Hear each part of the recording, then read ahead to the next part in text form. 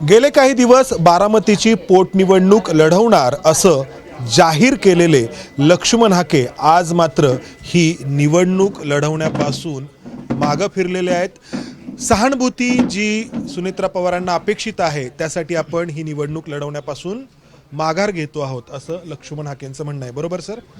मात्र ज्या पद्धतीनं हा निर्णय त्यांनी घेतलेला आहे तर दत्तात्रय भरणे राष्ट्रवादीचे नेते राज्याचे मंत्री इथं आले आणि त्यांनी लक्ष्मण हाके यांच्यासोबत चर्चा केली आणि त्यानंतर त्यांनी ही निवडणूक न लढवण्याचा निर्णय घेतला।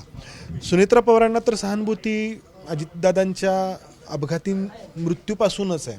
मग विषय तुमच्या या सगळ्या क्रोनॉलॉजीला आहे। आधी तुम्ही जाहीर करणं आणि मग राष्ट्रवादीच्या नेत्यांनी तुमची समजूत घालणं याबद्दल प्रश्न उपस्थित होत आहेत। कसले प्रश्न उपस्थित होत आहेत की सहानुभूती जर तुम्ही म्हणताय की या सहानुभूतीसाठी तुम्ही ही निवडणूक न लढवण्याचा निर्णय घेतलाय, सुनेत्रा वहिनींकडे बघून ही निवडणूक न लढवण्याचा निर्णय घेतलाय, तर सुनेत्रा वहिनी तर उपमुख्यमंत्री अजितदादांच्या मृत्यूनंतर तिसऱ्या दिवशीच बनलेले आहेत।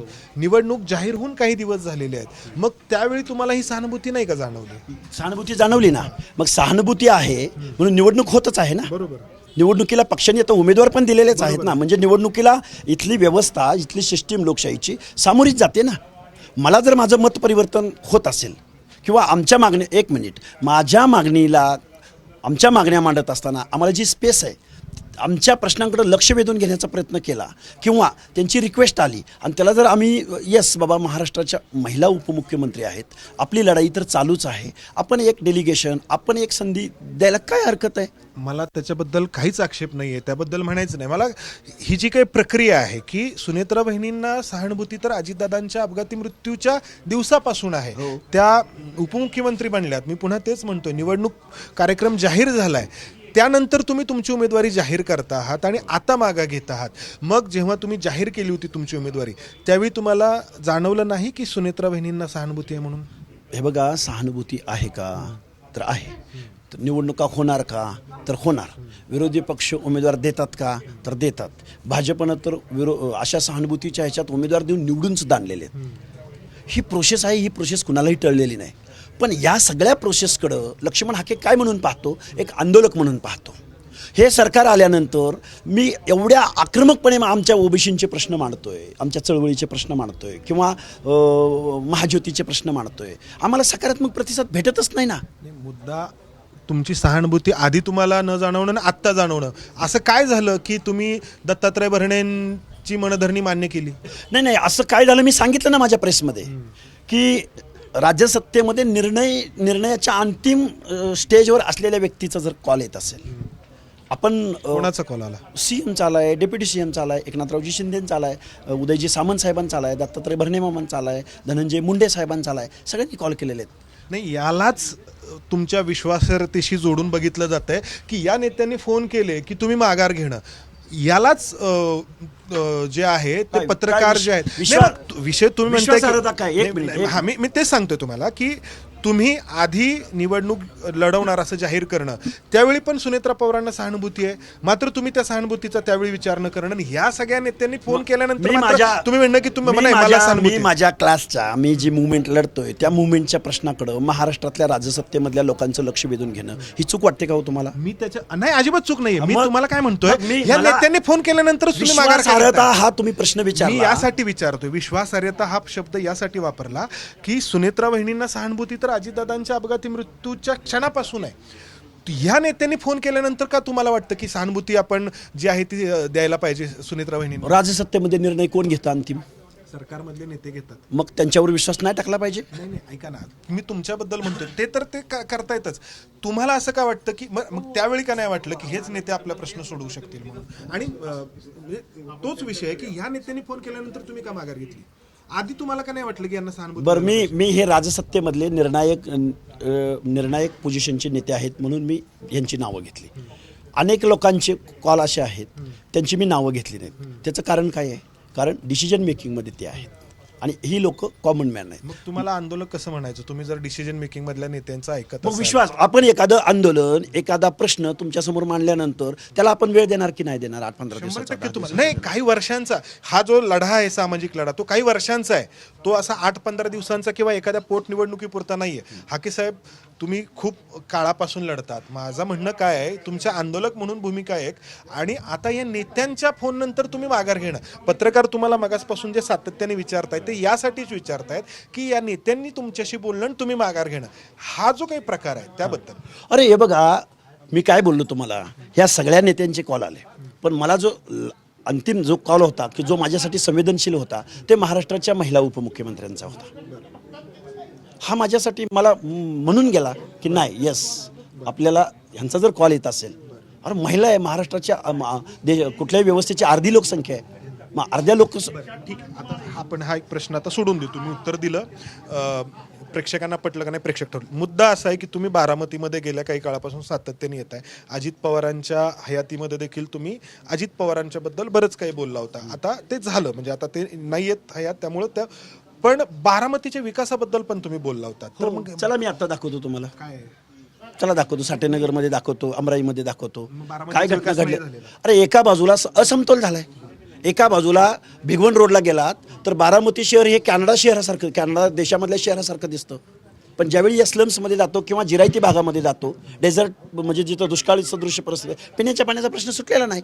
ही आहेच ना समस्या, तेही मान्य करतील, मग त्यावर बोलू नये, आवाज उठू नये. म्हणून तर तुम्ही आता जेव्हा फिरत होतात, ही निवडणूक लढवणार असं लोकांना गेल्या काही दिवसांपासून सांगत होता, तुम्हाला प्रतिसाद मिळत होता ना? प्रतिसाद होताच आहेच, तो विषय नाही. मग का नाही माघार घेतली तुम्ही? मग माघार हे बघा, एक बाजूला एवढं सगळं प्रतिसाद, प्रश्न, समस्या, जिरायती भागाचे प्रश्न आहेत, बागायतीचे प्रश्न आहेत, ऊस उत्पादकाचे प्रश्न, सगळे प्रश्न आहेत, तरीही आपली व्यवस्था ही सहानुभूती, दुःखद निधन, अपघाती निधन, ही जी एक भावनिक किनार आहे, ही किनार या सगळ्या गोष्टीवर मात करून जाते. तुम्ही ज्या वंचितांचे प्रश्न घेऊन लढतात असं तुम्ही म्हणता, त्यांचे प्रश्न सुटलेत का? एकही सुटलेला नाही. मग कसं काय तुम्ही ऐकता? बरं, आता बघा, सुनेत्रा पवार आणि त्यांची पोटनिवडणूक आपण एका मिनिटासाठी बाजूला ठेवू की अजितदादांच्या दुर्दैवी निधनानंतर होते. मुद्दा आहे ओबीसींच्या म्हणजे जनगणनेचा, म्हणजे जातनिहाय जनगणनेचा. त्याच्यानंतर ज्या काही योजना आहेत त्या तुम्ही लोकसभेच्या वेळी पण एक भूमिका घेतली होती ना? तुम्ही म्हटलं की विधानसभेच्या वेळी घेतली होती, तुम्ही म्हटलं की अमुक अमुकनी एक भूमिका घेतली म्हणून मी. आपण मग हे असं आहे ना की त्यांना एकाने भूमिका घ्यायला लावणं आणि मग तुम्ही पण एक भूमिका घेणं, ते कुणाच तरी राजकीय पथ्यावरती बघा, मी एक प्रश्न काय मी एक सत्ताधाऱ्यांना तुम्ही हे जे काही प्रश्न आहेत जातीय जनगणनेची मागणी आहे ना, ते का पाळत नाही? हे बघा, एक वर्षभरापासून किंवा हे सत्तेवर आल्यापासून मला वाटतं एक 60% बाईट्स ह्या मी सत्ताधाऱ्यांवर बोललोय. सांगतो ना, लोकल बॉडीजमधलं रिझर्वेशन ओबीसीचं संपलेलं आहे. बजेटरी तरतूद, आता या प्रेसमध्ये तुम्ही प्रश्न विचारायच्या अगोदरही मी या कालच्या बजेटवर मी प्रश्न विचारलाय की हाके साहेब, मीडियाला बाईट देणं हा एक भाग झाला आणि प्रत्यक्षात भूमिका घ्यायची वेळ येणं, त्यावेळी सुटत नाहीत प्रश्न, मान्यच आहे ना. पण त्याच्याही पलीकडे जाऊन 2 पावलं पुढे जाऊन जास्तीत जास्त लोकांचं एक संवेदनशीलतेची जी एक भावनिक किनार आहे, एक महिला उपमुख्यमंत्री म्हणून ती आहेच. नाही आहे. मी काय म्हटलं होतं, सुनेत्रा वहिनींचा एक प्रश्न एका मिनिटासाठी बघ, तुमची ही भूमिका कोणाच्या तरी राजकीय पथ्यावरती पडत आली आहे का विधानसभेपासून? वाटतं तुम्हाला राजकीय पथ्यावर कोणाच्या आंदोलकांच्या भूमिका, शेतकरी आंदोलकांच्या भूमिका, चळवळीतल्या आंदोलकांच्या भूमिका, रिपब्लिकन चळवळीतल्या नेत्यांच्या भूमिका, ह्या राजकीय ते इनकॅश करण्याचा प्रयत्न करतातच. विषय कुठं असतो की त्या लोकांचे प्रश्न सुटणं. प्रश्न सुटले तर ते सॅटिस्फाईड होतात, नाही सुटले पुन्हा आंदोलन. राजकीय पथ्यावरती पडते का तुमची भूमिका कोणाच्या तरी राजकीय पथ्यावरती? कोणाचे राजकीय, बघा, राजकीय पथ्य वगैरे मी ते अनालिसिस करत नाही. एका महिला उपमुख्यमंत्र्याचा मला कॉल आहे. या पोटनिवडणुकीचं नाही म्हणत मी, तुम्ही विधानसभेच्या वेळी जी भूमिका घेतली ती भूमिका ही कोणाच्या तरी राजकीय पथ्यावरती पडली का? कुणाच्या पथ्यावर पडली का नाही पडली ते राजकीय विश्लेषक विश्लेषण करतील, पण माझे प्रश्न सुटलेले नाहीत. आम्ही नाराज आहोत. आम्ही चळवळीतल्या पवारांचा प्रचार करणार का तुम्ही आता? हे बघा, हे ठरवू आपण. मी आज अर्ज भरत नाहीये. अर्ज भरत नाही आहात तुम्ही, तर तुम्ही जे आहे ते सातत्याने जे मनोज जरांगे आहेत त्यांच्यावरती टीका करतात, ते तुमच्यावरती टीका करतात. याच्यातून ध्रुवीकरण होतं महाराष्ट्रामध्ये, मराठा विरुद्ध ओबीसी असा वाद निर्माण होतो. आता होतो की केला जातो हा प्रश्न आहे, आणि याच्यातून कोणाची तरी राजकीय पोळी भाजली जाते आणि समाजामध्ये विखार पेरला जातो.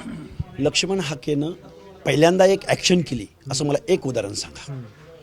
ज्यावेळी ओबीसी मधून आरक्षण मनोज जरांगेंनी मागितलं त्यावेळी ओबीसी मधून जर तुम्ही आरक्षण घेतलं तर ओबीसी संपणार आहे, मूळ ज्यांच्या बाबतीत सोशल डिस्क्रिमिनेशन झालं तो नेस्तनाबूत होणार आहे ही भूमिका मांडली होती. आणि त्याची प्रयोगशाळा साताऱ्याची जिल्हा परिषद अध्यक्षपद झालं, त्याची प्रयोगशाळा पिंपरी चिंचवडचं महापौरपद झालं, त्याची प्रयोगशाळा पुण्यामधल्या 42 ओबीसी नगरसेवकांपैकी ओबीसी, आता ओबीसी म्हटलं की मराठा कुणबी यांनी स्पेस मारलेली आहे, ती प्रयोगशाळा झाली ना, ते सिद्ध झालं ना. मग मी माझ्या या क्लासचं रिझर्वेशन किंवा त्यांचं प्रतिनिधित्व टिकलं पाहिजे म्हणून मी बचावात्मक जर आंदोलन पुकारत असेल तर त्याच्यामध्ये कोणालाच हरकत नाही. नाही, ऐका ना, तुम्ही तुमच्या समाजाबद्दल बोलता, मनोज जरांगे त्यांच्या समाजाबद्दल बोलतात, दोघांच्याही समाजाचे प्रश्न सुटत नाहीत, राजकीय फायदा मात्र ज्यांना व्हायचा आहे त्यांना होतो, हा आक्षेप आहे. प्रश्नच नाही ना. पुढारी किंवा राज्यकर्ती लोक ह्या आंदोलकांचे प्रश्न जर त्यांनी एकत्रित बसून तुमचं काय म्हणणं आहे, तुमचं काय म्हणणं आहे आणि तज्ज्ञ मंडळींचं काय म्हणणं आहे, म्हणजे लिगल ॲस्पेक्ट काय आहे त्याला, याच्यावर जर खरं जर राज्यकर्त्या लोकांनी बोलले असते तर हे वादच निर्माण झाले नसते. हाके साहेब, तुमच्यातला विद्रोही थोडासा शांत होत चाललाय का? अजिबात नाही. प्रचंड विद्रोही तुम्हाला इथून पुढच्या कालावधीमध्ये दिसेल. ठीक आहे. तर लक्ष्मण हाके ही निवडणूक लढवत नाही आहेत, मात्र आपलं काम पुढं सुरू ठेवेन असं ते म्हणतायत. आपण त्याकडे लक्ष ठेवून असू. कॅमेरामन अमोल गवाळेसह मंदार गोंजारी, एबीपी माझा, बारामती. एबीपी माझा, उघडा डोळे बघा नीट.